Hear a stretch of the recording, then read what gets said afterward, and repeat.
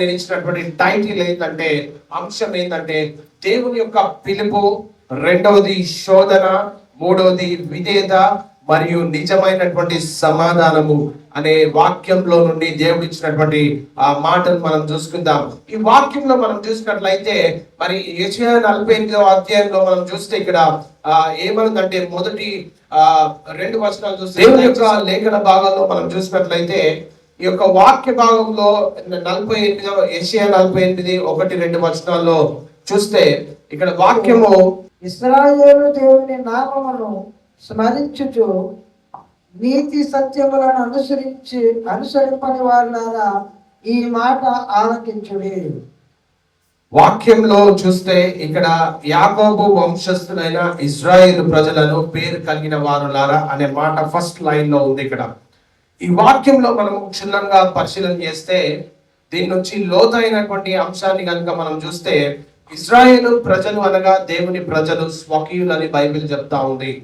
మరి ఇశ్రాయేల్ ప్రజలు మాత్రమే కాకుండా ఈ యొక్క అధ్యాయము నేటి సంఘానికి, నేటి ప్రజలకు కూడా అన్వయించుకోవడానికి మనము ప్రయత్నం చేయాలి. ఎందుకంటే బైబిల్ దేవుని యొక్క వాక్యము నిన్న నేడు నిరంతరం ఏకరీతిగా ఉంటుంది కనుక మరి ఈ యొక్క 48వ అధ్యాయము దేవుని ప్రజలైనటువంటి ఇశ్రాయేలులకు ఇవ్వబడినటువంటి ఒక హెచ్చరిక.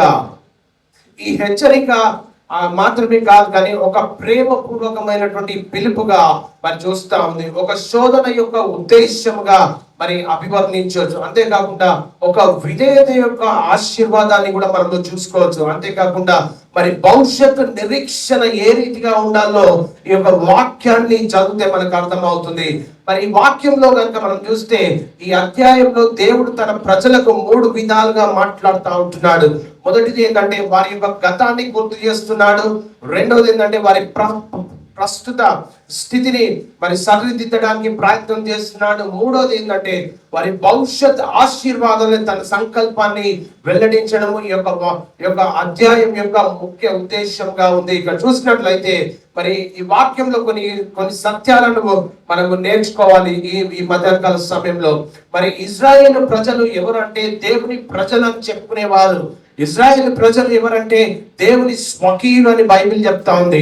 ఇశ్రాయేల్ ప్రజలు ఎవరంటే దేవుని యొక్క సొంత ప్రజలుగా బైబిల్ చెప్తా ఉంది. కనుక మరి పరిశుద్ధ వారి అంతసేపు కూడా మరి 48వ అధ్యాయంలో వారు చూస్తే మేము దేవుని ప్రజలమనే అహంకారం అయితేనేమి, అంతేకాకుండా పరిశుద్ధ పట్టణానికి చెందిన వారం అనేవారు అనే గర్వించేవారుగా ఇంకా వాక్యంలో మనం చూస్తూ ఉంటున్నాం. కానీ వారి జీవితాలలో నీతి సత్యము లేని ప్రజలుగా ఈ యొక్క అధ్యాయం మొత్తం కూడా చదివితే అర్థమవుతా ఉంది. కనుక నేటి క్రైస్తవులు కూడా ఈ రోజులలో చూస్తే మరి ఇశ్రాయేల్ భక్తిలో ద్వంద్వ ప్రమాణాలను లేకపోతే ద్వంద్వ వైఖరిలో మరి జీవిస్తున్నటువంటి తరుణంలో వారు దేవుని నామంతో ప్రమాణం చేస్తూ పరిశుద్ధ పట్టణం అని చెప్పుకున్నటువంటి ప్రజలుగా ఉంటా ఉంటారు. కానీ ఆచరణలోకి చూస్తే వారిలో సత్యము లేదు, వారిలో నీతి లేదు, వారిలో యథార్థత లేదని ఇక్కడ వాక్యంలో మనం చూస్తూ ఉంటాం. కేవలము పేరుకు మాత్రమే దేవునిపై ఆధారపడి జీవిస్తున్నామని కపట తత్వంలో జీవిస్తున్నటువంటి ప్రజలుగా మరి ఇక్కడ ప్రవక్త అయినటువంటి యెషయా గారు మనం చెప్పడం మనం చూస్తా ఉంటున్నాం. ఈ లేఖన భాగంలో వచనాల్లో సారాంశం కనుక చూస్తే యాకోబు వంశస్థులు ఇశ్రాయేలు దేవుని నామాన్ని స్మరిస్తూ ఆయన పేరు మీద ప్రమాణాలు చేస్తూ ఆయనను మరి ఒక ద్వంద్వమైన వైఖరితో దేవునితో సహవాసం చేసే వారుగా ఉంటా ఉంటున్నారు. వారి జీవితాల్లో నీతి సత్యాలు లోపించాయని దేవుడు ఈ యొక్క అధ్యాయం ద్వారా మరి వెల్లడిపరుస్తూ ఉంటున్నాడు. కనుక మరి ఇది దేవుని విశ్వాసులు దేవుని కేవలం మాటల్లో కాక ఆత్మీయతతో మరి సత్యంతో నీతివంతమైనటువంటి జీవితం ద్వారా ఆరాధించాలని ఒక అధ్యాయాన్ని హెచ్చరించిన వారంగా మనం ఉంటా ఉంటున్నాం. దేవుని సన్నిధిలో మనం కూర్చొని ఉన్నాం. మనం కూడా ఒక్కొక్కసారి నామమాత్రమైనటువంటి విశ్వాసులుగా, లేకపోతే నామమాత్రమైనటువంటి ఒక భక్తులంగా, నామమాత్రమైనటువంటి ఆత్మీయులుగా ఉంటా ఉంటాం. దేవుడు మన ఎడల ఎప్పుడు కార్యాచరణ ప్రణాళిక ప్రారంభిస్తాడంటే దేవుడు ఒక పరిశుద్ధమైనటువంటి వ్యక్తిలో పరిశుద్ధత నీతి లేకుండా దేవుడు ఎప్పుడు కూడా కదలించబడడు.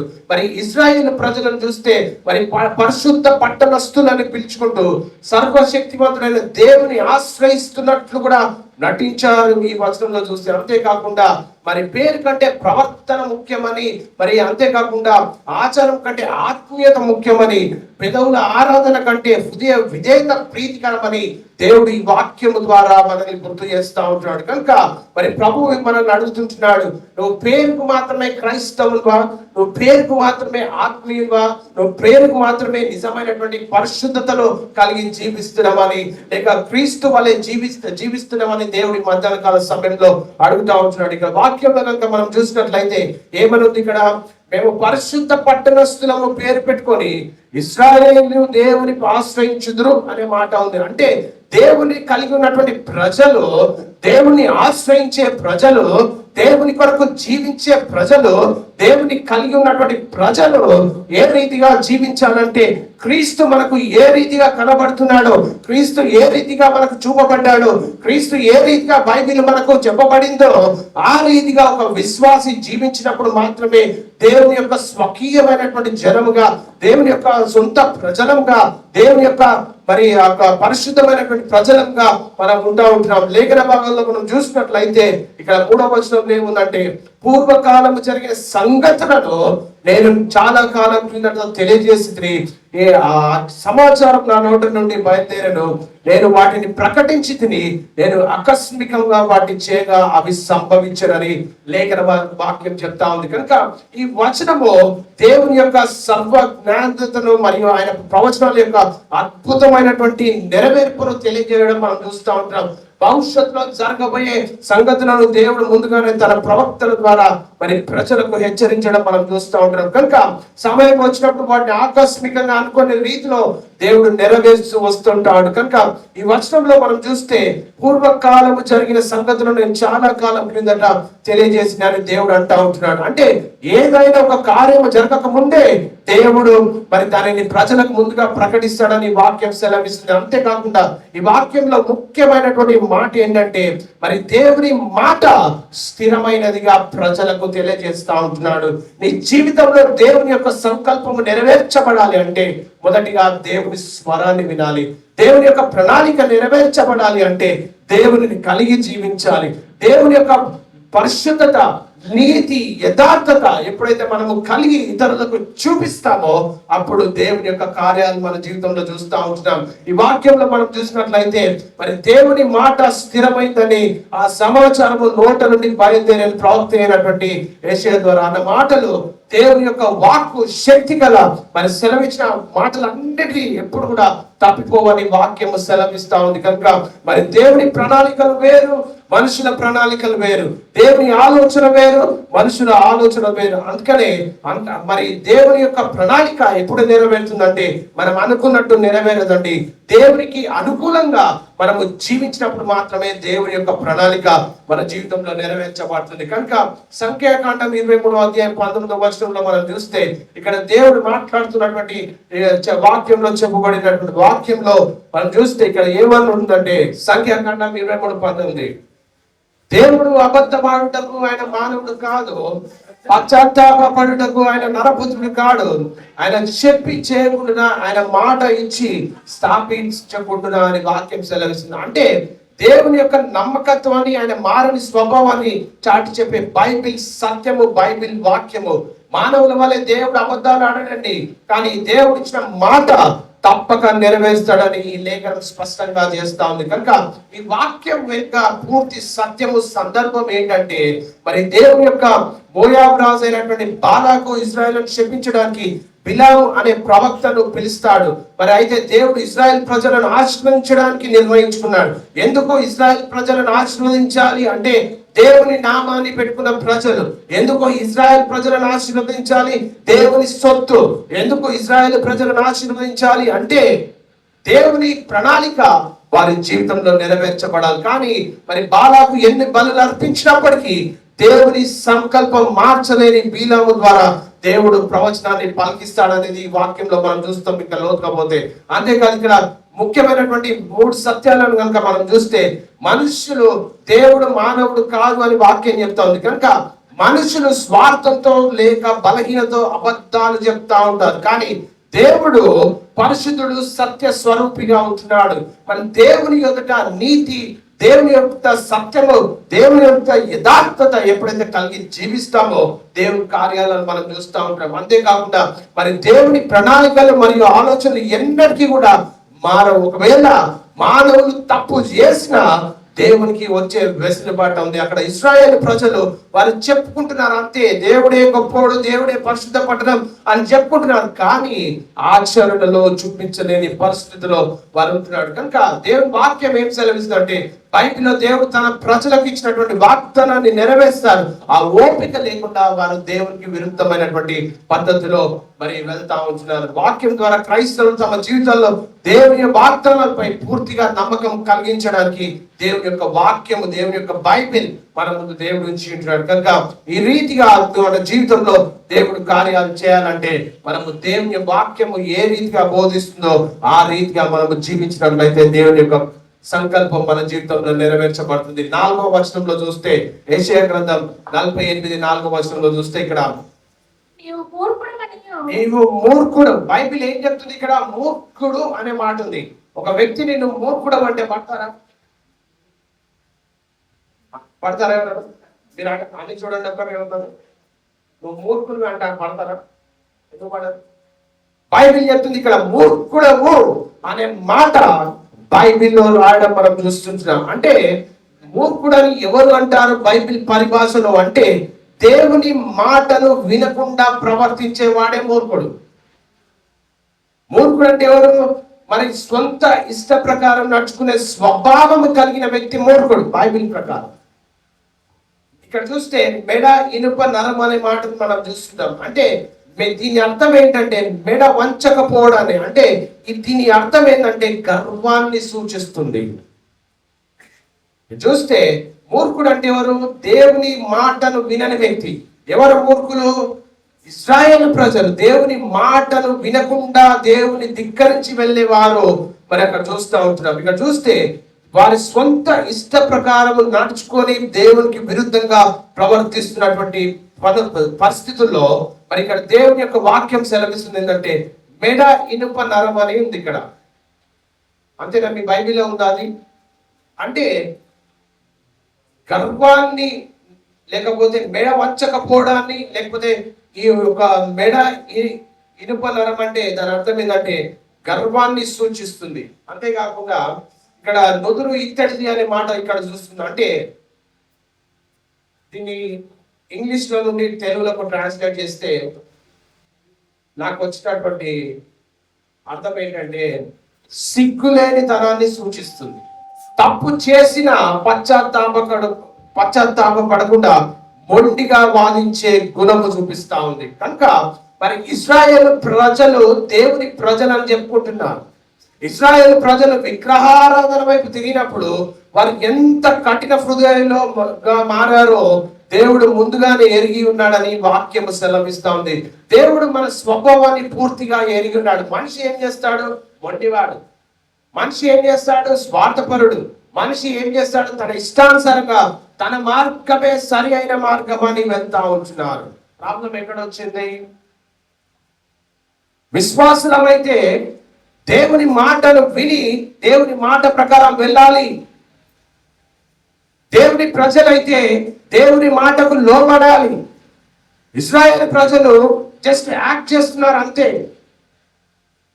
దేవుని యొక్క వాక్యము అయినా దేవుడు హెచ్చరిస్తున్నాడు. ఏంటంటే ప్రేమపూర్వకంగా వారిని హెచ్చరిస్తున్నాడు. ఇక్కడ చూస్తే 48వ అధ్యాయం 6వ వచనంలో చూస్తే ఇక్కడ, నీవు ఆ సంగతి విని ఉన్నావు, ఇదంతయు ఆలోచించి అది నిజమని మీరు ఒప్పుకోవాలి కదా. తెలియని మరుగైన కొత్త సంగతులు నేను ఇక మీదట మీకు తెలియజేస్తున్నాను. వాక్య సందర్భంలో చూస్తే దేవుడు ఇశ్రాయేల్ ప్రజల యొక్క మూర్ఖత్వాన్ని, వారి విగ్రహాల ఆరాధన వైపు మొగ్గు చూపే స్వభావాన్ని గద్దిస్తూ ఈ అధ్యాయం అంతా కూడా రాయడం మనం చూస్తూ ఉంటున్నాం. అంటే భవిష్యత్తులో జరగబోయే విషయాలను దేవుడు ముందే ఎందుకు చెప్తున్నారు? ఈ వచనం భవిష్యత్తులో జరగబోయేది ఎందుకు చెప్తున్నారు అంటే, ఈ వాక్యము వెనుక ముఖ్యమైనటువంటి ఆధ్యాత్మిక సత్యాలను కనుక మనం చూస్తే దేవుడు ప్రవచనాలు సత్యమైనవి. ఇక్కడ చూస్తే ఈ మాట ఏముంది ఇక్కడ? నీవు ఆ సంగతి విని ఉన్నావు, ఇదంతయు ఆలోచించి మనది నిజమని ఒప్పుకోవాలని కదా అని దేవుడు అడుగుతుంటాడు. అంటే గతములో ఆయన చెప్పిన ప్రవచనాలు అన్ని అక్షరాలలో నెరవేరాయి. వాటిని చూసినటువంటి ప్రజలు దేవుని మాట అని సత్యమని ఖచ్చితంగా ఒప్పుకోవాల్సిందే. ఇక్కడ చూస్తే విగ్రహాల మహిమకు వెళ్ళకుండా ఉండడానికి, అంటే దేవుడు ఒక కార్యాన్ని ముందే ప్రవచించకపోతే అది జరిగినప్పుడు ప్రజలు మా విగ్రహాలు లేదా మా ప్రతిమలు మరి అవి జరిగించాయని చెప్పరు. అందుకని వాక్యం స్పష్టంగా చెప్తుంది ఏంటంటే, మరుగైన కొత్త సంగతులు, అంటే తెలియని మరుగైన కొత్త సంగతులు నేను ఇక మీదట నీకు తెలియజేస్తున్నాను. అంటే దేవుడు ఒక ప్రేమపూర్వక హెచ్చరిక నుండి ప్రవచనాత్మకంగా దేవుని ప్రజలను మళ్లిస్తున్నటువంటి ఆ సందర్భంలో ఇది చూస్తే, ఇక్కడ మానవ మేధస్సుకు అందని చరిత్రలో ఇంతకు ముందు ఎన్నడూ జరగని సరికొత్త మరి రక్షణ కార్యాలను దేవుడు చేయాలని ఆశపడతా ఉంటున్నాడు. ఉదాహరణకు చూస్తే, మరి బబులోను చెరలో నుండి మరి మెస్సియా యేసుక్రీస్తు ద్వారా లోకానికి కలగబోయే రక్షణను దేవుని ప్రవక్త ద్వారా ముందుగానే మనకు హెచ్చరిస్తా ఉన్నాడు. కనుక మన జీవితాల్లో దీన్ని ఎలా అన్వయించుకోవాలంటే, మన జీవితంలో రాబోయే భవిష్యత్తును గురించి మనకు తెలియకపోవచ్చు, కానీ సమస్తాన్ని ముందుగా ఎరిగినటువంటి దేవుని మాటను ఎప్పుడైతే మనం వింటామో దేవుడు నూతన కార్యాలకు నాంది పలుకుతాడు. దేవుడు మనకు తోడైండి దేవుడు మనల్ని నడిపిస్తాడు. దేవుడు కొత్త కార్యాలు చేయబోతున్న విశ్వాసము మన ఆత్మీయ జీవితంలో కూడా మరి కలిగి ఉంటాం. కొత్త దర్శనం, కొత్త అభిషేకం, కొత్త అవకాశాలు, కొత్త పునరుద్ధరణ దేవుడు అనుగ్రహించగలడు ఎప్పుడు పశ్చాత్తాపడి దేవుని దగ్గరికి వస్తే. కానీ దానికి ముందు విధేయత అవసరమై ఉంటుంది. కనుక మన జీవితంలో కూడా మరి ఇశ్రాయేలు ప్రజలు చెప్పుకుంటున్నారు, అంతే మేమే దేవుని ప్రజలం, దేవుని సొత్తు అని చెప్పుకుంటున్నారు, కానీ నిజమైనటువంటి వాక్యాచరణలో వారి జీవితాలు ఉన్నాయంటే లేదని వాక్యం సెలవిస్తా ఉంది. కనుక 9-10 వచనాల్లో కనుక మనం చూస్తే ఇక్కడ ఏమనుందంటే, ఇక్కడ 9-10 వచనాల్లో ఏముంది? 48వ అధ్యాయం 9-10 వచనాల్లో, నేను నిర్మూలము చేయకుండానట్లు నా నామమును బట్టి నా కోపము మానుకొనుచున్నాను అంటున్నాడు. ఏమంటున్నాడు దేవుడు? వారు ఎంతో విరుద్ధంగా ప్రవర్తించారు. దేవుని అపారమైనటువంటి కృపను, ఆయన మనల్ని పవిత్రపరిచే విధానాన్ని వాక్యం తెలియజేస్తుంది. ఏమన్నది ఇక్కడ? నా నామమును బట్టి నా కోపమును మానుకొనుచున్నాను, నా కీర్తి నిమిత్తం. అంటే దేవుడు ఒక ప్రజలను నాశనం చేయాలని ఎప్పుడు కూడా కోరుకోడు. ఆ యొక్క కష్టంలో నుండి, ఆ విధేయతలో నుండి, ఆ యొక్క సందర్భంలో నుండి దేవుడు ప్రేమపూర్వకంగా హెచ్చరించి దేవుని వైపు తిప్పుకోవడానికి ప్రయత్నం చేస్తుంటాడు. ఇక్కడ ఏంటంటే, నా నామమును బట్టి నా కోపమును నేను మానుకొనుచున్నాను. అంటే రాబోయే ఉగ్రత దేవుడు కట్ చేస్తా ఉన్నాడు అక్కడికి. అంటే దేవుని యొక్క కృప మరి ఓర్పు సహనాన్ని యొక్క వాక్యంలో మనం చూడవచ్చు. ఇక్కడ చూస్తే అంతేకాకుండా ఇక్కడ ఏమంది, ఇంకా నా కీర్తి నిమిత్తము నీ విషయంలో నన్ను బిగబట్టుకున్నాను అంట. చూసారా? మానవులందరూ తప్పు చేస్తారు, దేవుడు ఒక క్షణంలో ఒక మనిషిని తీసేయగలడు అనుకుంటే.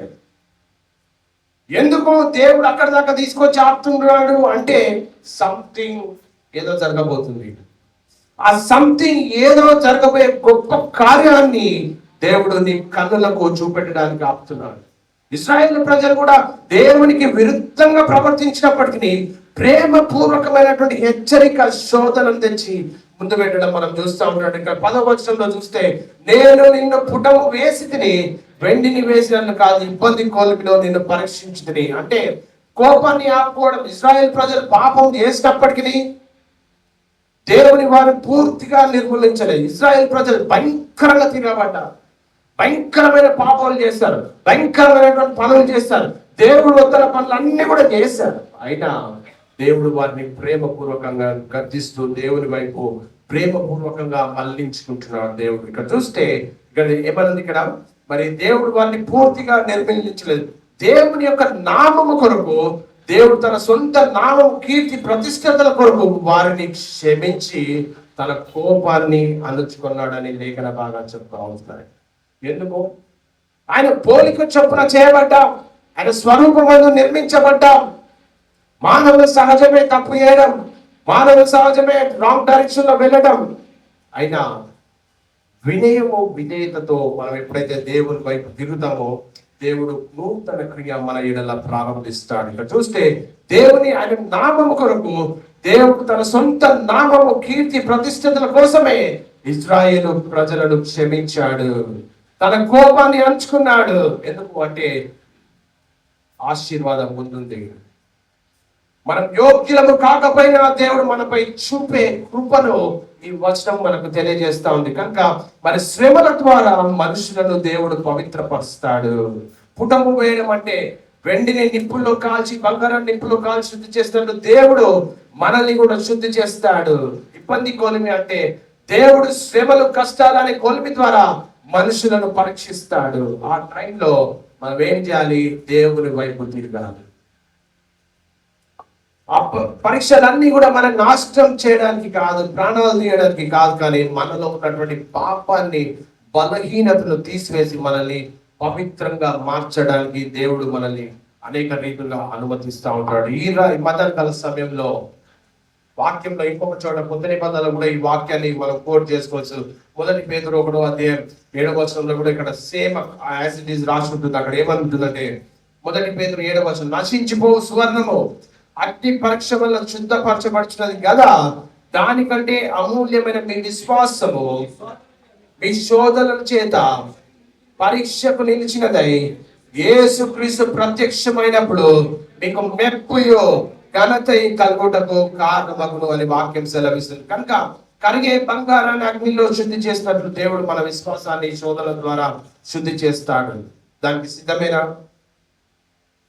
తాత్కాలికమైనటువంటి బంగారం కంటే నిత్యమైనటువంటి విశ్వాసం ఎంతో విలువైనదిగా మరి బైబిల్ చెప్తా ఉంటుంది. ఈ యొక్క వచనంలో నుండి ఆధ్యాత్మిక సత్యాలను వెలికి తీస్తే శోధనలు విశ్వాసాన్ని బలపరుస్తాయి. ఎంతమందికి ఉన్నాయి శోధనలు? శోధనలు వస్తున్నాయంటే మన విశ్వాసము బలపరచడానికి. కష్టాలు శ్రమలు మనలో అపనమ్మకం స్వార్థం వంటి మాలిన్యాలను తొలగించి మన విశ్వాసాన్ని దృఢపరుస్తాయి. ప్రియ దేవుని సంగమా, విశ్వాసం అనేది అమూల్యమైంది. నశించిపోయే సంపద కంటే దేవునిపై ఆధారపడే విశ్వాసము దేవునిలో అత్యంత విలువైనదిగా బైబిల్ అభివర్ణిస్తూ ఉంది. నిత్యమైనటువంటి ప్రతిఫలం రావాలంటే భూమిపై మనం ఎదుర్కొన్నటువంటి తాత్కాలిక శ్రమల ఫలితంగా క్రీస్తు ప్రత్యక్షమైనప్పుడు ఆయన ద్వారా మనకు మెప్పు ఘనత మనకు లభిస్తాయి. చేయవలసింది ఒకటే, విధేయత చూపిస్తున్నామా? నేను మీరు ఎదుర్కొన్నటువంటి సమస్యలు మానవులను ఎవరిని కదిలించినా ప్రతి ఒక్కరు చెప్తారు నాకు అనారోగ్య సమస్యలు ఉన్నాయంటారు, నాకు ఆర్థిక సమస్యలు ఉన్నాయంటారు, నాకు కుటుంబ సమస్యలు ఉన్నాయంటారు, నాకు ఇంకొక సమస్యలు ఉన్నాయంటారు. వాటన్నిటికంటే ముఖ్యంగా వినయముతో దేవుని దగ్గరికి వస్తున్నామా? వాటన్నిటికంటే ముఖ్యంగా దేవుని పరిశుద్ధతతో దేవుని ఆరాధిస్తున్నామా? ఇశ్రాయేలు ప్రజలు మేము దేవుని ప్రజలమనే గొప్ప చెప్పుకున్నారు తప్ప నిజమైనటువంటి భక్తి వారిలో లేదు. అయినా దేవుడి వారిని ప్రేమపూర్వకంగా మరి చెప్తా ఉంటున్నాడు. కనుక ఇవన్నీ దేవుని కొలిమిలో జరిగే శుద్ధీకరణ ప్రక్రియ మన జీవితంలో జరుగుతున్నప్పుడు మనమందరం కూడా క్రీస్తు కొరకు నిలబడాలి, సత్యం కొరకు నిలబడాలి. సత్యం కొరకు, దేవుని పరిశుద్ధత కొరకు మనము నిలబడినప్పుడు దేవుని కార్యాలు మనం చూడగలుగుతాం. కనుక అదే 48:11 చూస్తే యెషయా గ్రంథంలో యెషయా 48:11 పిలిచిన ఇశ్రాయేలు నాకు చెవికి వినుము, నేనే ఆయనను, నేను మొదటి వాడును కడపటి వాడును, నా హస్తము భూమి పునాది వేసినవే, నా కుడి చెయ్యి. ఇక్కడ వాక్యం ఏం చెప్తుంది? ఇక్కడ నా ఇశ్రాయేలు అని ప్రత్యేకంగా పిలుస్తా ఉంటున్నాడు దేవుడు. అంటే ఒక వ్యక్తిని టార్గెట్ చేస్తూ, ఒక వ్యక్తిని సూచిస్తూ ఈ వాక్యం చెప్పబడుతుంది. ఈ వాక్యంలో మనం చూస్తే ఏమని చెప్పబడుతుంది? ఇక్కడ మాట వినాలి. దేవుడు ఏం కోరుకుంటున్నాడు ఒక వ్యక్తి నుంచి? దేవుడు ఒక వాయిస్ ఇచ్చినప్పుడు, దేవుడు పిలిచినప్పుడు, దేవుడి ప్రణాళికలో వచ్చినప్పుడు దేవుడు ఏం చేస్తాడంట? నడిపిస్తాడంట. చాలా మంది ఏం చేస్తూ ఉంటారు? ఇజ్రాయేల్ ప్రజలు వారి సొంత ఆలోచన చెప్పున వెళ్తున్నారు. ఇజ్రాయేల్ వాక్యం అంతా కూడా చూస్తే దీంట్లో విధేయత ఉంటుంది, దేవుడికి విరుద్ధమైన పనులు చేశారు. అయినా దేవుడు వారిని పిలుస్తా ఉంటున్నాడు. ఏమని పిలుస్తున్నాడు? ఏమని పిలుస్తున్నాడు అక్కడ ఇజ్రాయేలు? నేను మాట ఇచ్చి ఉన్నాను, దానిని నెరవేరుస్తా. దేవుడు ఒక వ్యక్తి పట్ల ప్రణాళిక కలిగి ఉంటే దేవుడు దాన్ని నెరవేర్చే దేవుడు.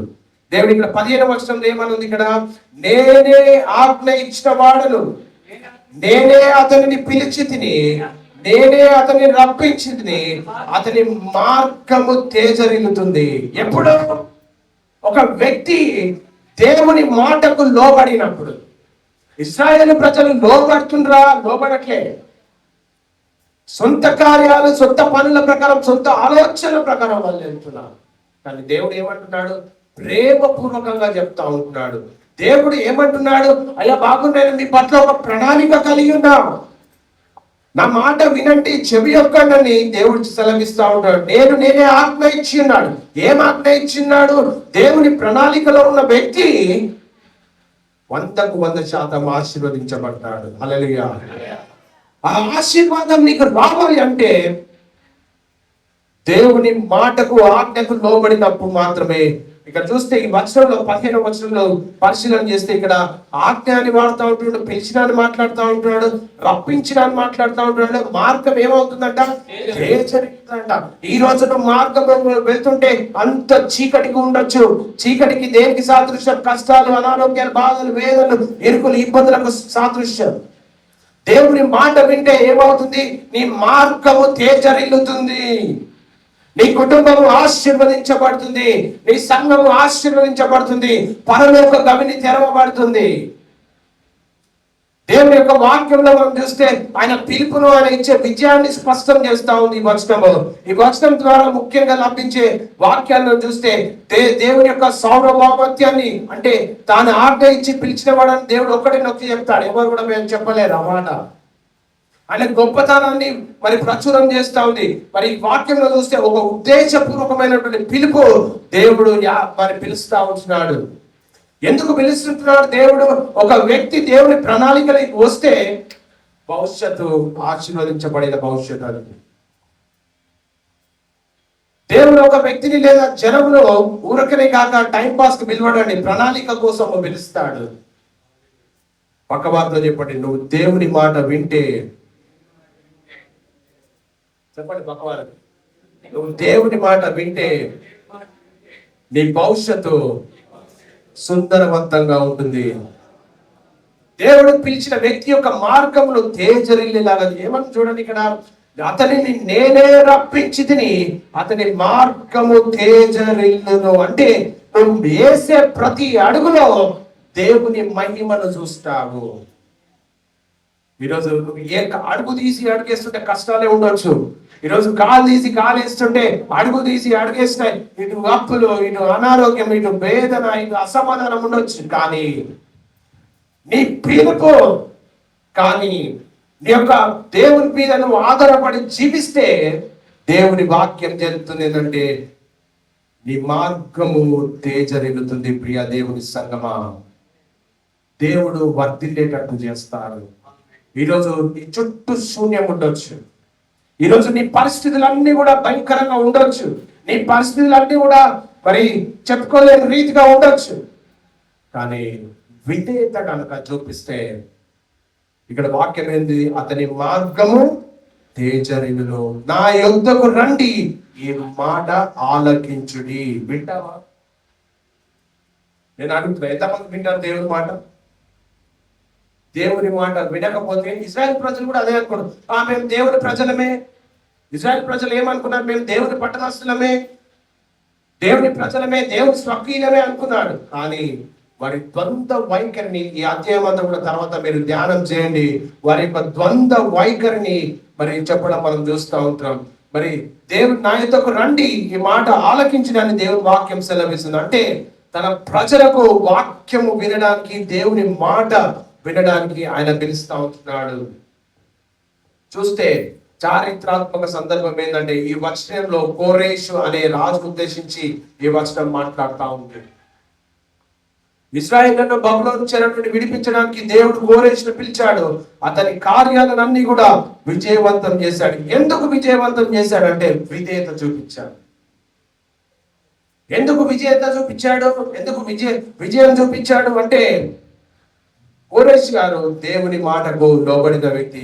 నీ జీవితంలో దీని ఆత్మీయ అన్వయం ఏ రీతిగా చేసుకోవాలంటే, దేవుడు నిన్ను పిలిస్తే, దేవుడు నిన్ను ఏర్పరిస్తే, ఆ బాధ్యతను అప్పగిస్తే, ఆ మార్గంలో వచ్చే అడ్డంకులైన, కష్టాలైన, బాధలైన, ఇరుకులైన, ఇబ్బందులైన అవన్నిటినీ ధైర్యంతో జయించి దేవుని సన్నిధిలో నిలబడితే నీ భవిష్యత్తు దేవునికి ఆశీర్వాదకరంగా, మహిమకరంగా ఆయన చేసుకుంటాడు. దేవుని మాటను ఆలకించేదానికి దేవుడు ప్రాధాన్యత ఇస్తున్నాడు. దేవుని వద్దకు వచ్చి ఆయన మాటలను, ఆయన ఆజ్ఞలను శ్రద్ధంగా వినాలని దేవుని యొక్క వాక్యం సెలవిస్తా ఉంది. మన జీవితాల్లో ఎప్పుడైతే దేవుని మాటకు లోబడతామో, దేవుని మాటకు విధేయత చూపిస్తామో, దేవుని మాటకు లొంగి దేవుని కొరకు ఎప్పుడైతే బ్రతుకుతామో, మరి దేవుడు సరి అయిన మార్గ నిర్దేశకత్వము చేసి మరి దేవుడు మనల్ని నడిపిస్తాడు. దేవుడు పిలిచిన వారిని ఆయన నడిపిస్తాడు. పక్కవారితో చెప్పండి, దేవుడు పిలిచిన వారిని ఆయన నడిపిస్తాడు. దానికంటే ముందు ఇంకొక మాట అడగండి, నువ్వు దేవుని చేత పిలువబడిన వ్యక్తివా? దేవుని చేత పిలువబడితే ఆయనని నడిపిస్తాడు. మనుషులు గుర్తించకపోయినా, అవకాశాలు మూసుకపోయినా, దేవుడు పిలిచిన వ్యక్తిని మార్గాన్ని సరళం చేసి విజయవంతములోకి నడిపిస్తాడు దేవుడు. అది ఆయన ప్రణాళిక. లక్షల మంది బయలుదేరారు వాగ్దాన భూమిలో అడుగు పెట్టడానికి. దేవుడు 430 సంవత్సరాలు వారి చెరలో ఉండి ప్రార్థన చేశారు, బానిసత్వంలో ఉన్నారు, నడిపించాడు. చివరికి వాగ్దాన భూమిలోకి పోయింది ఎంతమంది? ఎందుకు? ఎక్కడ పోయారు లక్షల మంది? అవిధేయత. ఎక్కడ పోయారు లక్షల మంది? దేవునికి విరుద్ధమైన పనులు. ఎక్కడ పోయారు లక్షల మంది? అంటే దేవునికి దూరంగా జీవిస్తూ పాపములో మగ్గిపోయి అనేకులు కూడా దూరంగా బ్రతికిన రోజులు మనకందరికీ కూడా తెలిసినాయే. 17వ వచనంలో చూస్తే ఇక్కడ ఏమని చెప్తుందంటే, ప్రేమపూర్వకంగా దేవుడు మాట్లాడుతుంటాడు. మళ్ళీ నీ విమోచకుడును ఇశ్రాయేలు పరిశుద్ధ దేవుడైన యెహోవా ఇలాగు సెలవిస్తున్నాడు, నేను నీకు ప్రయోజనము కలుగునట్లు. ఏంటంట? నీకు దరిద్రము తీసుకురావడానికి అనట్లేదు దేవుడు, లేకపోతే నీకు నష్టము వాటిల్లని అనట్లేదు దేవుడు, లేకపోతే నీకు అన్యాయం చేయడానికి అనట్లేదు దేవుడు, లేకపోతే నేను నరకానికి తీసుకుపోవాలి అనట్లేదు దేవుడు. ఇక్కడ వాక్యం ఏమంటుంది? నీకు ప్రయోజనము చేయనట్లు. ఎప్పుడు వస్తుంది ప్రయోజనం? ప్రయోజనం ఎప్పుడు వస్తుంది అంటే, ఇక్కడ చూడండి, ఇక్కడ ఇదే వచనంలో రాయబడి ఉంది. ఇక్కడ నీకు ప్రయోజనము కలుగునట్లు నీ దేవుడైన యెహోవా నేనే నీకు ఉపదేశము చేస్తాడు. దేవుడు ఏం చేస్తాడు? నీకు ఉపదేశము చేస్తాడు. దేవుడు నీతో మాట్లాడినప్పుడు ఆ మాటను ఎప్పుడైతే విధేయత చూపించి, ఎప్పుడైతే లోబడి, ఎప్పుడైతే ఆ మాటను ఆచరణలోకి తీసుకొస్తావో, నీ ఆశీర్వాదాల భూమి మీద ఎప్పుడు కూడా ఆపలేడు. నీకు ఉపదేశము చేతును, నీవు నడవవలసిన త్రోవలు నేను నిన్ను నడిపి. ఎంతో పెద్ద గొప్ప వాగ్దానం బైబిల్లో. దేవుడు ఉపదేశిస్తాడు, దేవుడు నడిపిస్తాడు, దేవుడు ప్రయోజకరమైనటువంటి మార్గంలో నడిపిస్తాడు. అందరూ అనుకుంటారు, నేను దేవునికి విరుద్ధంగా జీవించిన కాబట్టి నాకు ఇట్లయింది, లేకపోతే అట్లయింది. దేవుడు చెప్పిస్తాడు. దేవుడు ఎప్పుడు కూడా అన్యాయం చేయడు. చేయవలసింది ఏంది? దేవుని మాటకు, దేవుని ఉపదేశాన్ని మనం అంగీకరించాలి. దేవుని మాటను అంగీకరిస్తే దేవుడు చేయవలసిన అన్ని కూడా దేవుడు చేస్తాడు. మనిషి ప్రణాళికలు విఫలమవుతాయి, కానీ దేవుని మార్గదర్శనం ఎన్నటికీ కూడా విఫలం కాదు. దేవుని మార్గదర్శనంలో నువ్వు నడిపించబడితే దేవుని యొక్క కార్యాలన్నీ జీవితంలో చూస్తావు. స్తుతి కూడిక అని పెట్టారు. స్తుతి కూడిక అంతేనా? స్తుతి కూడికనేనా? స్తుతి కూడిక, స్తుతి కూడిక. ఈ స్తుతి కూడిక ఇప్పటితోనే ఆగిపోవద్దు. దేవుని ఉపదేశాన్ని నువ్వు అంగీకరిస్తే, దేవుడు చెప్పే మార్గంలో నువ్వు నడిస్తే, ఆయన ఉపదేశాన్ని అంగీకరించి ఆయన నడవవలసిన త్రోవను ఆయన నడిపిస్తున్న క్రమంలో దాంతో పోకుండా నువ్వు నడిస్తే, ఇట్లాంటి స్తుతి కూడికలు 100 పెట్టుకోవచ్చు. దేవుడు చెప్పినట్టు నడవకపోతే స్తుతి కూడిక కాస్త స్తుతి కూడిక అయిపోతుంది. ఏమవుతుంది? స్తుతి కూడిక కాస్త వాక్యం అదే ప్రవచనాత్మకంగా మాట్లాడుతుంది మనతో. దేవుడు ఉపదేశిస్తాడు, దేవుడు నడిపిస్తాడు, దేవుడు ప్రయోజనకరమైన మార్గంలో నడిపిస్తాడు. ఈ 3 నీ జీవితంలో నువ్వు పాటిస్తే నీ భవిష్యత్తును భూమి మీద ఎవ్వరు కూడా ఆపలేరు. ప్రతిరోజు స్తుతి కూడికనే, ప్రతిరోజు స్తుతి కూడికనే. జనాలు రావాలంటే అచ్చిపోరు. నిన్ననే పెట్టినావు కదా స్తుతి కూడిక, మళ్ళీ ఈ రోజు ఏంటి స్తుతి కూడిక? రోజు స్తుతి కూడికనే. ఎప్పుడు? ఆయన ఉపదేశాన్ని అంగీకరించినప్పుడు, ఎప్పుడు ఆయన నడిపిస్తున్నప్పుడు, అదే మార్గంలో నడిచినప్పుడు, ఎప్పుడు అంటే దేవుని చిత్తానుసారమైనటువంటి జీవితంలో నడిచినప్పుడు. చివరిగా సమయం అయిపోతే 18వ వచనం, నీవు నా ఆజ్ఞలను ఆలకింపవని నేను ఎంతో కోరుచున్నాను, ఆలకించిన ఎడల. ఎంతమంది దగ్గర బైబిల్స్ ఉన్నాయండి? చెప్పండి ఒకసారి, చెప్పండి. బైబిల్ ఏం చెప్తుంది? వాక్యం ఏం చెప్తుంది? నీవు నా ఆజ్ఞలను ఆలకింపవలని నేను కోరుతున్నాను దేవుడు. ఆలకించిన ఎడల నీకు క్షేమము నది వలె, నీతి సముద్ర తరంగం వలె ఉంటుంది. దేవుని ఆశీర్వాదానికి మూలము విధేయత. దేవుని ఆశీర్వాదానికి మూలం ఏంటి? విధేయత. ఆ విధేయత చూపించి మీరు బ్రతకాలి. ఆ విధేయత చూపించి మనం జీవించాలి. ఆ విధేయత లేకుండా దేవా నన్ను ఆశీర్వదించు, నాకు అది, నాకు ఇల్లు ఇవ్వు, నాకు బైక్ ఇవ్వండి కూడా దేవుడు. ఇశ్రాయేల్ ప్రజలు కూడా అదే చేస్తా ఉన్నారు. ఆ దేవునికి స్తోత్రం హల్లెలూయా అంటున్నారు, చేస్తారు అక్కడ. నీకు ఏమి కావాలో దేవుడు ముందుగానే అన్ని నిర్ణయించి పెట్టాడు. ఇక దేవుని సంగతి, విధేయత కలిగిన వారికి నది వలె నిరంతరమైనటువంటి క్షేమము లభిస్తుంది. విధేయత కలిగిన వారికి సముద్ర తరంగము వలె విస్తారమైనటువంటి నీతిని ఇస్తాడు. విధేయత కలిగిన వారికి స్థిరమైనటువంటి ఆనందము లభిస్తుంది. నీకు స్థిరమైన ఆశీర్వాదాలు కావాలా? టెంపరరీ ఆశీర్వాదాలు కావాలా? It's up to you. ఎంతమంది చెప్తారు నాకు స్థిరమైన ఆశీర్వాదాలు కావాలని? ఎంతమంది చెప్తారు? అందరికా? మీకు వద్దా? ఇక్కడ కావాలి, అందరికి కావాలి. Very good. ఆశీర్వాదం కావాలి మన అందరికి. Very good. నీకు స్థిరమైనటువంటి ఆశీర్వాదాలు మనకి కావాలి అని అనుకుంటే దేవుడు చెప్తున్నాడు ఇక్కడ, నీవు నా ఆజ్ఞలను ఆలకింపవలనని నేను ఎంతో కోరుచున్నాను. పాటిస్తావా? సాధ్యమా? కష్టమా? పాటిస్తా. దేవా నా జీవితం అంతా నీ మీదనే ఆధారపడితే, నేను నిన్నే కలిగి ఉన్నా, నేను నీ కొరకు జీవిస్తున్నా అనగానే పొద్దున అప్పుడు వచ్చి ఇంటి ముందు ఉంటాడు, వెళ్ళి కొట్టాడు. ఏ బాబు, ₹1,00,000 అప్పు తీసుకున్నావు, ఎప్పుడు ఇస్తావు? అప్పుడు అవిశ్వాసానికి దిగిపోతాను. కానీ దేవుడు ఏం చెప్తున్నాడు? విధేయత చూపిస్తే, ఇక్కడ వాక్యం ఏం చెప్తుంది? ఆలకించిన ఎడల నీకు క్షేమము నది వలె, నీ నీతి సముద్ర తరంగము వలె ఉండును. నది దేనికి సాదృశ్యం అంటే నజరేయుడు అనేటువంటి యేసుకు సాదృశ్యం. యేసును కలిగి నువ్వు జీవిస్తే, నో మ్యాటర్ నీకు ఎన్ని కష్టాలు వచ్చినా, ఎన్ని బాధలు వచ్చినా, ఎన్ని ఇరుకులు వచ్చినా, ఎన్ని ఇబ్బందులు వచ్చినా, దేవుడు నిన్ను ముందుండి నడిపిస్తాడు. నీ శత్రు బలం అంతటి మీద అధికారం ఇచ్చి నిన్ను ఉన్నతమైనటువంటి స్థితిలో దేవుడు నిలుపుకుంటాడు. అది ఆశీర్వాదం. ప్రతిరోజు కూడా మనకు ప్రతిరోజు కూడా స్తుతికుడికని కావాలి. ఎప్పుడు మాటను ఆలకించిన ఎడల, ఉపదేశాన్ని అంగీకరించిన ఎడల. 21వ వచనంలో చూస్తే, ఎడారి స్థలములలో ఆయన వారిని నడిపించను, వారు తప్పికొనలేదు. రాతి కొండలలో నుండి వారి కొరకు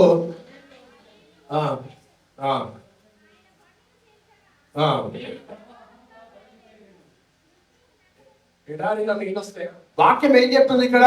ఎడారి స్థలములలో ఆయన వారిని నడిపించను, వారు తప్పికొనలేదు. రాతి కొండలలో నుండి వారి కొరకు ఆయన నీళ్లు ఉబ్బక చేసెను. ఆయన కొండలు చీల్చగా నీళ్లు ప్రవాహముగా బయలుదేరను. మన జీవితంలో ఎడారి సమయాలు వస్తాయి, కానీ మన జీవితంలో కూడా కష్టాలు వస్తాయి, కానీ బాధలు వస్తాయి, కానీ వేదనలు వస్తాయి, కానీ దుఃఖం వస్తుంది. కానీ దేవుడు మన మార్గమును చూపిస్తాడు. దేవుడు దాహమును తీరుస్తాడు. అసాధ్యమైన చోట కూడా ఆశీర్వాదం అనే ప్రవాహాన్ని దేవుడు తెరుస్తాడు. ఎప్పుడు? నా ఉపదేశాన్ని అంగీకరించినప్పుడు, ఎప్పుడు నా మాటను ఆలకించినప్పుడు, ఎప్పుడు నేను చూపించు మార్గంలో వెళ్ళినప్పుడు. రాతి కొండను చీల్చిన దేవుడు నీ సమస్యలను కూడా చీల్చి నీ గమ్యానికి చేర్చే సామర్థ్యం కలిగిన దేవుడు ఆయన. చేయవలసింది ఒకటే, మనం చేయవలసింది ఏంటి? దేవుని ఉపదేశాన్ని అంగీకరించాలని కోరుతున్నాడు. మరి దుష్టులకు నిజమైనటువంటి సమాధానము ఉండదని ఇక్కడ 22వ వచనం చెప్తా ఉంది. ఇక్కడ దుష్టులకు నెమ్మది ఉండదని యెహోవా సెలవిస్తున్నాడు. నిజమైన నెమ్మది ఎవరికి ఉంటుంది? దేవుని మార్గంలో నడిచే వారికి మాత్రమే నిజమైన సమాధానము దొరుకుతుంది. దుష్టుల స్థితి ఎట్లుంటుంది? పాపము, స్వార్థం మరియు దేవునికి దూరంగా ఉండే జీవితంలో మనశ్శాంతి ఉండదు. దేవుని తీర్పు ఏముంటుందంటే దుష్టత్వం తాత్కాలికంగా విజయవంతంగా అనిపించినా అది అంతిమంగా అశాంతికే దారితీస్తుంది. లోకంలో ఉండే సుఖాలు తాత్కాలికమే, కానీ దేవుడిచ్చే సుఖాలు శాశ్వతమైనటువంటి ఆశీర్వాదాలు, శాశ్వతమైనటువంటి నెమ్మది, శాశ్వతమైనటువంటి సమాధానము, శాశ్వతమైనటువంటి నీతి, శాశ్వతమైనటువంటి పరిశుద్ధత, శాశ్వతమైనటువంటి మన జీవితం అంతా కూడా క్రీస్తులో ఆయన మాటకు లోబడి జీవిస్తే నిరంతరము యుగ యుగంలో ఆయనతో పాటు జీవిస్తాం. 2 నిమిషాలు మీకు సమయం ఇస్తున్నా. మన జీవితంలో దేవునికి విరుద్ధంగా జీవిస్తే దాన్ని విడిచిపెట్టి మనకు నెమ్మదికరమైనటువంటి శాంతి, సమాధానము కలిగి మనం జీవించలాగున ఈ వాక్యం ఏదైతే మనతో మాట్లాడిందో ఆ వాక్యం ప్రకారం జీవించి నువ్వు ఒక తీర్మానం చేసుకున్నట్లయితే నీ జీవితంలో అన్లిమిటెడ్ బ్లెస్సింగ్స్ ఈ రోజు నుంచి చూస్తావు. Unlimited blessings. దేవుడు అన్లిమిటెడ్ గాడ్. నువ్వు ఊహించిన రీతిగా కాకుండా ఊహకందని రీతిగా దేవుడు నిన్ను ఆశీర్వదించి నడిపించే దేవుడు. ఇశ్రాయేల్ ప్రజలు పోగొట్టుకున్నారు. ఎందుకు పోగొట్టుకున్నారు? మేము దేవుని ప్రజలమే అని చెప్పారు, కానీ చేసే పనులు వేరే. నేను దేవుని ప్రజలమే అని చెప్పారు, కానీ దేవునికి అవిధేయత చూపించారు. మేము దేవుని ప్రజలమే అని చెప్పారు, రాంగ్ డైరెక్షన్ లో వెళ్ళారు. దేవుడు ఏం చెప్తున్నాడు? నా మాటను ఆలకిస్తావా? నా మాటకు శ్రద్ధ నిలుపుతావా? నేను చూపించే మార్గంలో నడుస్తావా అని అడుగుతున్నాడు దేవుడు. ఒకవేళ నడిచినట్లయితే దేవుడు మీ ఎడల గొప్ప కార్యాలు చేయడము ఈ రోజు నుండే ప్రారంభిస్తాడు. అందరము 2 నిమిషాలు తలల నుంచి కళ్ళు మూసుకుందాం. దేవుని సన్నిధిలో నిజమైనటువంటి ఆశీర్వాదాలను మనం చూడాలి. ఎవరు ఇటు అటు తిరగదండి. అందరం కూడా 2 నిమిషాలు దేవుని సన్నిధిలో మోకరించి దేవుని సన్నిధిలో మనం ప్రార్థన చేద్దాం. అయ్యా, నేను నీ కొరకు జీవించాలి. ఇశ్రాయేలు ప్రజలు మాత్రమే కాకుండా మనం కూడా నీతిగా బ్రతకాలి. ప్రతి విశ్వాసికి దేవుడు ఇచ్చినటువంటి హెచ్చరిక ఈ అధ్యాయం. ప్రేమ, శోధన, మార్గదర్శకత్వం మరియు ఆశీర్వాద వాగ్దానంతో నిండిన ఒక గొప్ప ప్రవచనాత్మకమైనటువంటి అధ్యాయం.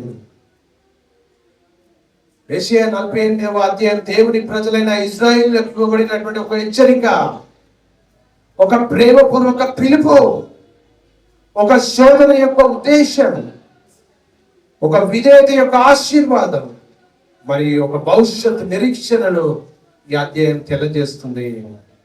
ఈ 48వ అధ్యాయంలో దేవుడు తన ప్రజలతో మాట్లాడాడు. వారి యొక్క గతాన్ని గుర్తు చేశాడు. వారి ప్రస్తుత స్థితిని సరిదిద్దుతున్నాడు. వారి భవిష్యత్తును ఆశీర్వదించాలనే తన సంకల్పాన్ని వెల్లడిపరుస్తున్నాడు. ఈ యొక్క 48వ అధ్యాయంలో 5 ప్రధానమైనటువంటి సత్యాలను మనం నేర్చుకున్నాం. పేరులో భక్తి ఉండి జీవితంలో సత్యం లేకపోవడం దేవునికి ఇష్టం కాదు. దేవుడు సర్వజ్ఞానుడు. ఆయన చెప్పినది తప్పక నెరవేరుస్తాడు. 3వది, దేవుడు మన మొండితనాన్ని తెలుసుకొని కూడా మనల్ని విడిచిపెట్టడు. 4వది, శోధనలు నాశనం కొరకు కావు, శోధనలు శుద్ధీకరణ కొరకు వస్తాయి. 5వది, దేవుడు తన మహిమకు ఎవరికి ఇవ్వడు. ఈరోజు వాక్యం చెప్తుంది, నేను మొదటి వాడను కడపటి వాడను ఆయనే అని చెప్తా ఉంది. దేవుని పిలుపు, ఆయన ఏర్పాటు మన జీవితంలో ఉంది. దేవుడు ఉపదేశించిన వాడు నడిపిస్తాడు. దేవుడు ఉపదేశించి ముందుకు నడిపిస్తాడు. వాటన్నిటికీ ప్రాముఖ్యంగా విధేయతకు ఫలితము నది వల్ల క్షేమం మనకు లభిస్తుంది. ఎడారిలో కూడా దేవుడు నీరు అందించువాడు. దుష్టులకు నిజమైన సమాధానం ఉండదు ఈ లోకంలో.